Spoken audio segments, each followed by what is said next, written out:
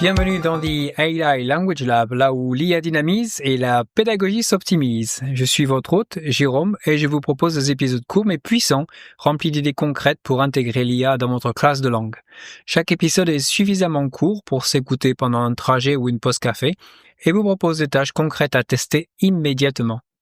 N'oubliez pas de consulter notre vidéo YouTube pour voir la tâche du jour en action. Avant de plonger dans le sujet, je me présente, Jérôme, j'enseigne les langues depuis plus de 20 ans et j'ai dirigé des départements d'apprentissage numérique et je suis aussi aujourd'hui consultant en éducation spécialisé dans l'intégration de l'IA et des technologies dans l'enseignement des langues. Mon souhait avec The AI Language Lab, c'est d'en faire un vrai compagnon pour les enseignants, qu'ils soient déjà à l'aise avec l'IA ou qu'ils commencent tout juste à l'explorer. Alors aujourd'hui, nous allons voir le rôle du quiz dans l'enseignement des langues. Ces outils sont fidèles et ils nous ont suivis depuis les tableaux noirs pour certaines personnes jusqu'aux écrans interactifs, plein de mèmes et de minuteurs. Les quiz ont toujours eu leur place dans l'enseignement des langues et ce n'est pas un hasard.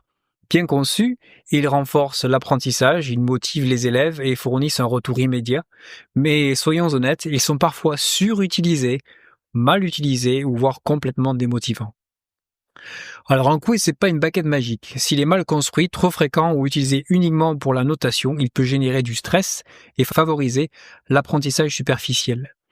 La recherche montre qu'ils sont efficaces lorsqu'ils sont sans enjeu, bien intégrés dans une séquence et vus comme une partie du parcours, pas comme la finalité. Alors, comment trouver le bon équilibre? Et comment l'IA peut-elle nous aider à créer de meilleurs quiz plus rapidement, plus intelligemment et plus efficacement? Alors, voici pourquoi les quiz bien pensés sont toujours pertinents. En numéro 1, on a la pratique du rappel. Rodiger et Karpik, en 2006, parlent de l'effet de test.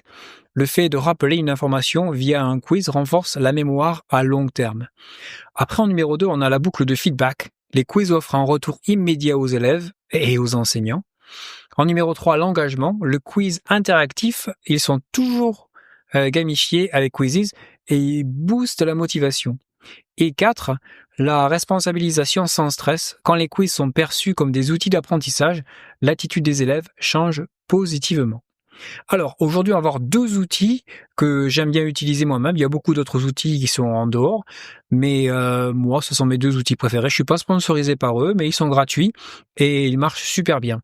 Donc, en premier, on va parler de Quizzes, qui a été fondé en 2015 par Ankit Gupta et Deepak Joychinath, avec l'objectif de rendre les évaluations plus engageantes via la gamification. Depuis, la plateforme elle est devenue incontournable dans des milliers de classes dans plus de 100 pays. En 2023, Quizzes a introduit des fonctionnalités IA permettant de générer des quiz à partir de documents, d'adapter automatiquement la difficulté des questions et de suivre la performance des élèves en temps réel. Alors, qu'est-ce que c'est qui fait la force de Quizzes? Quizzes, c'est gamifié, ça marche pas pour tout le monde. Il y a des profs qui aiment pas trop ça, mais ça peut entraîner pas mal de motivation. Il y a des chronomètres, il y a des classements. Il y a une bibliothèque riche de quiz prêts à l'emploi dans plusieurs matières et en plusieurs langues. On peut générer des questions assistées par l'IA, donc on va voir ça. Vous allez voir ça sur la vidéo, adapté au niveau auquel vous voulez mettre. Il y a des statistiques en temps réel, il y a des feedbacks immédiats. Ça s'intègre très bien avec Google Classroom et Teams. Puis on peut faire ça en diffusion en direct ou asynchrone. On peut créer des types de questions variées, QCM, texte libre, des sondages, des choses comme ça. Donc j'ai réalisé moi-même une vidéo assez longue sur Quizzes pour montrer aux profs de langue comme toutes les possibilités que l'on peut qu'on peut avoir et qu'on peut utiliser.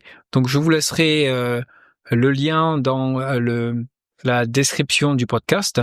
Donc je n'en parlerai pas dans la vidéo du jour. Je vous donnerai seulement le lien pour ça. Ce sera en anglais celui-là, mais vous pouvez mettre les sous-titres sûrement en français. Le deuxième outil dont je voulais vous parler aujourd'hui, il s'appelle Brisk AI. C'est un outil plus récent, mais en pleine expansion. Il a été fondé en 2023 par Armand Jaffa avec une mission claire: simplifier la charge de travail des enseignants via l'IA. Alors, c'est une extension Chrome qui s'intègre directement à Google Docs, Form. On peut aussi l'utiliser quand vous êtes dans YouTube, par exemple. On peut télécharger des documents dessus. Ça le rend vraiment unique et la capacité à générer des contenus pédagogiques, quiz, feedback, rubriques et d'évaluation. Et on peut faire ça très, très simplement et très, très rapidement. Alors, qu'est-ce que c'est qui fait la force de Brisk AI? Générer automatiquement des quiz à partir de documents, de textes, comme on l'a dit, des vidéos YouTube. On peut créer des questions différenciées selon le niveau, intégrer les objectifs grammaticaux ou lexicaux dans une tâche, recevoir du coaching pédagogique en temps réel via l'IA avec des bots qui sont créés pour les activités. Et depuis peu, on peut créer des podcasts. J'ai créé une petite vidéo sur la nouvelle fonctionnalité des podcasts. C'est très, très impressionnant ce qu'on peut faire. Et je vous mettrai le lien aussi dans la description de ce podcast. En résumé, on gagne du temps, on produit plus vite et on adapte mieux à nos élèves. On quitte la théorie, place à la pratique, en route pour le labo.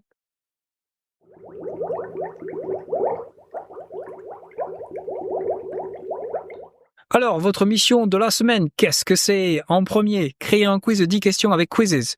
C'est sur un thème que vos élèves viennent d'étudier, par exemple, ou que vous allez étudier dans le futur. Utilisez la fonctionnalité IA en important un document sur lequel vous voulez que le quiz soit basé, ou en ajoutant le vocabulaire de votre choix. En deuxième, utilisez Brisk AI pour transformer une vidéo YouTube en quiz.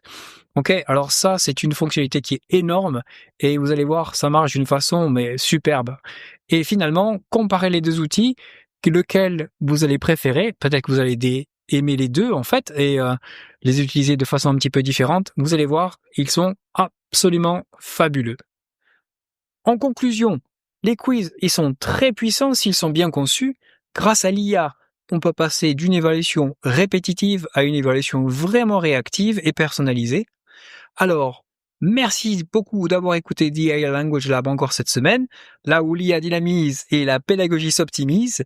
Si l'épisode vous a plu, pensez à vous abonner, à le partager avec un collègue et peut-être à laisser un commentaire. Comme ça, je peux continuer à créer des contenus qui sont intéressants pour tout le monde, faire des petites propositions. Et la semaine prochaine, pour l'épisode 4, nous parlerons de l'écoute en langue étrangère. L'écoute qui est une compétence très difficile à enseigner et qui est toujours un petit peu les choses que les élèves craignent quand il faut faire un exercice d'écoute. Alors grâce à l'IA, on peut créer des ressources personnalisées qui sont un petit peu éloignées des manuels qui rendent les choses toujours un petit peu plus difficiles. Donc au plaisir de vous entendre, de vous revoir. À très très bientôt et d'ici là, bon enseignement.